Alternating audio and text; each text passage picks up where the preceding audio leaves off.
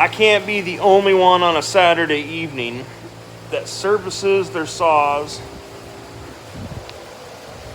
sharpens chains, and drinks a couple beers after a long, crappy week.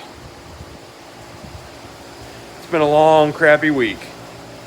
And it's not going to get any better next week at the real job.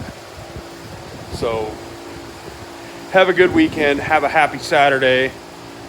Don't forget, tune in tomorrow, 5 a.m. for a new video dropping from outside in the 515.